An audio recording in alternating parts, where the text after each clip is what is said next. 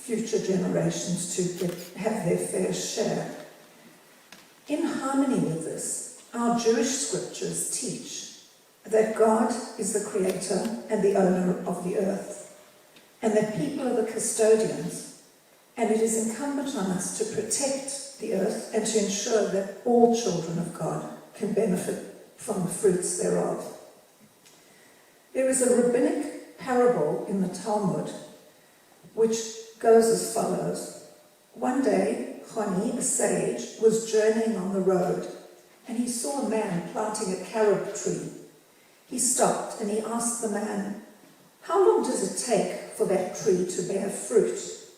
The man replied, 70 years. He then asked him, "Are you sure you're going to be alive in another 70 years' time?"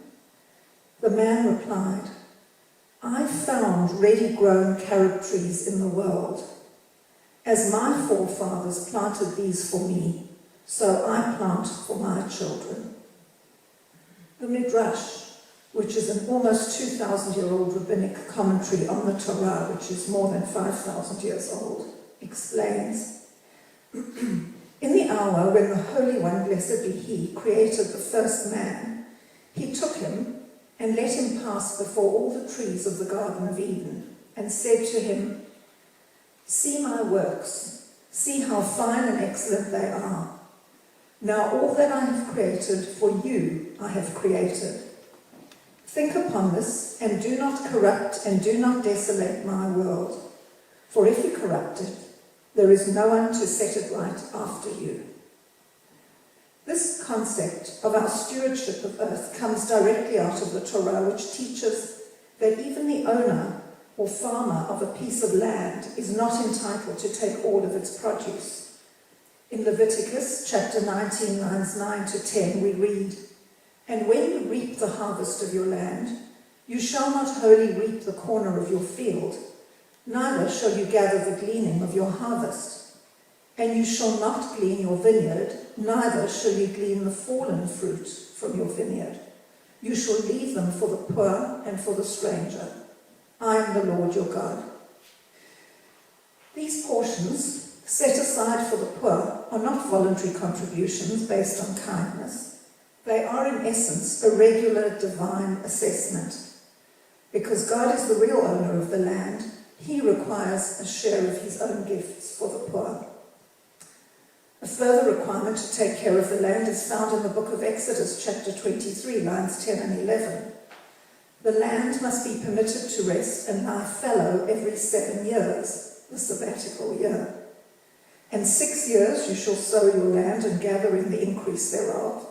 But the 7th year you shall let it rest and lay fallow, that the poor of your people may eat, and what they leave the beast of the field shall eat. In like manner you shall deal with the vineyard and with your olive yard." The Talmudic sages showed great concern about preserving the built environment and preventing pollution. For example, they stated, "It is forbidden to live in a town which has no garden or greenery." Another example, threshing floors had to be placed far away enough from a town so that it would not be dirtied by chaff carried by the winds. The tanneries had to be kept at least 50 cubits from a town and could be placed only on the east side of the town so that odours would not be carried by the prevailing winds from the west. Jewish tradition is unwavering in its insistence that the world belongs to God. We are merely its tenants, and it's incumbent on us to protect and nurture the land for future generations. Each year in the Jewish calendar we celebrate Tu B'Shvat, which falls on the 15th day of the Hebrew month of Shvat, which corresponds with about February or March. This is the birthday or the New Year's Day of the trees. It's been described by Rabbi Daniel Schwartz as the quietest New Year's Day in the world. Yet it is one of the most significant days in the Jewish calendar.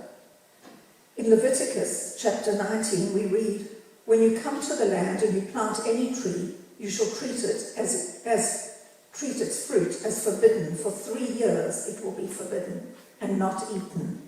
In the 4th year all of its fruit shall be sanctified to praise the Lord. In the 5th year you may eat its fruit. The Jewish tradition has been dedicated to tree planting and bush regeneration for generations. Since 1901 there's been a blue coin box of the Jewish National Fund, of the JNF, in virtually every Jewish home, with the aim of raising funds for planting forests and other environmental works in the land of Israel.